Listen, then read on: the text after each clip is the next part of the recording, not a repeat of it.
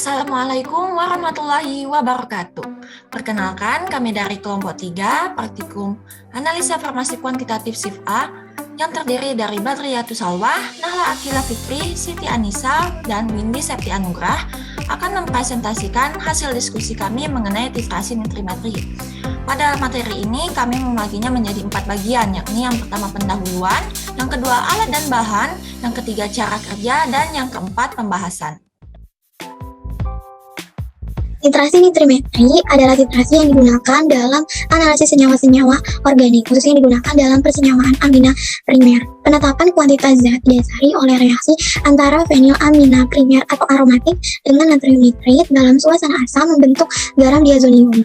Nitrimetri ini merupakan metode analisis senyawa yang memiliki amin aromatik primer atau senyawa lain yang dapat dihidrolisis menjadi amin aromatik primer. Metode nitrimetri ini berdasarkan reaksi diazotasi. Prinsip dalam titrasi nitrimetri ini adalah reaksi diazotasi yang merupakan reaksi pada amina aromatik primer dengan asam nitrit atau HNO3 yang menghasilkan garam diazonium. Metode diazotasi ini dapat disebut juga dengan titrasi nitrimetri yang merupakan metode penetapan kadar secara kuantitatif dengan menggunakan larutan baku natrium nitrit. Reaksi ini harus disertai dengan penambahan asam kuat.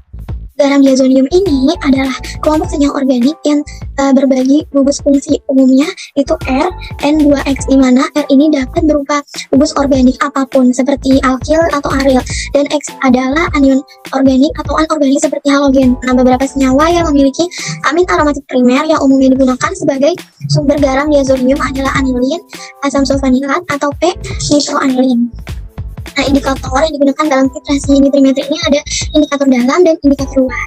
Pada indikator dalam ini yang digunakan adalah pasta kanji iodida atau dapat menggunakan kertas kanji iodida. Indikator dalam yaitu indikator yang digunakan dengan cara memasukkan indikator tersebut ke dalam larutan yang akan dititrasi, contohnya seperti tropeolin 00 dan metilen blue. Selanjutnya, alat dan bahan. Alat yang diperlukan berupa timbangan, Erlenmeyer, gelas ukur, gelas kimia, buret, corong, statif dan klem, lumpang dan alu, spatula, kertas perkamen, dan juga pipet volume. Masing-masing alat diperlukan sebanyak 1 buah. Sedangkan pada bahan diperlukan natrium nitrit 0,05 m, asam sulfanilat 0,1 n, pasta KI amilum, triopelin 0,1%, metil biru 0,1%, asam klorida, paracetamol, dan juga aquades. Untuk alur pengerjaan terbagi menjadi 5 tahap. Tahap pertama, pembuatan larutan standar sekunder pada natrium nitrit 0,05 m.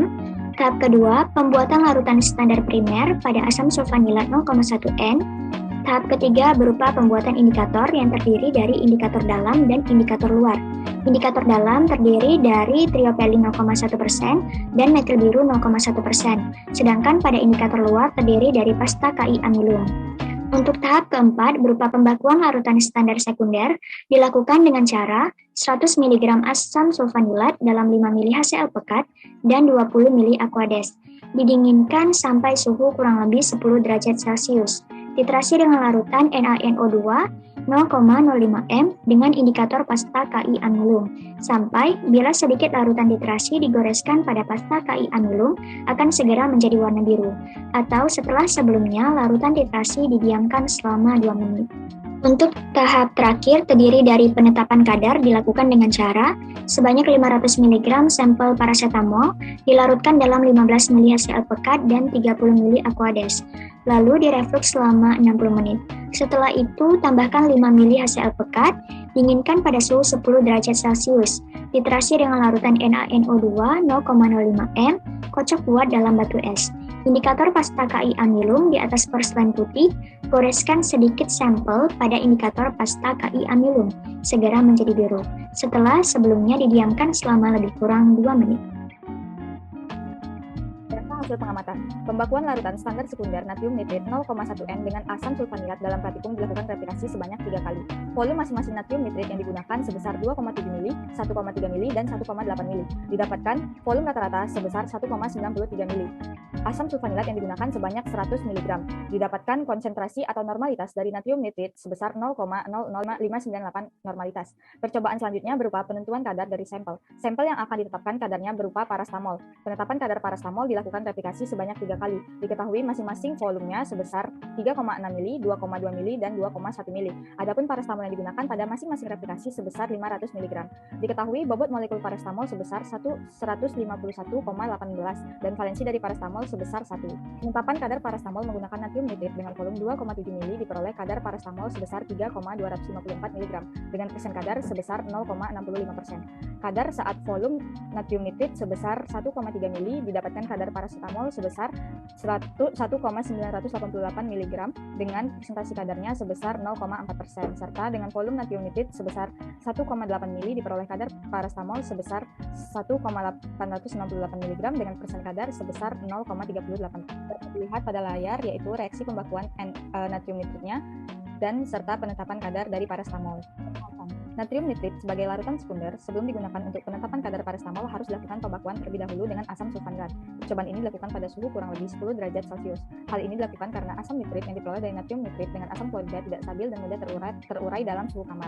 Selain itu, garam diazonium yang terbentuk pun tidak stabil. Ketidakstabilan tersebut dikarenakan garam diazonium yang terbentuk mudah terdegradasi membentuk senyawa fenol dan gas hidrogen.